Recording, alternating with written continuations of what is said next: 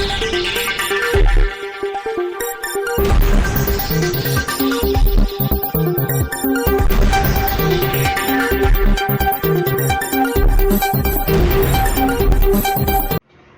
દર્શક મિત્રો, આપ જોઈ રહ્યા છો શિનોર સમાચાર। અમદાવાદ શહેરના વટવા વિસ્તારમાં સૈયદવાડામાં રહેતા પીર સૈયદ હાજી અલી રઝા બાવાના ભાણેજ સૈયદ મોહસિન હૈદર બુખારી તેમજ સૈયદ નિગહત ફાતિમા બુખારીની 5 વર્ષની દીકરી સૈયદા યુસરા ફાતિમાએ જિંદગીનો પ્રથમ એટલે કે પહેલો રોજો રાખ્યો હતો।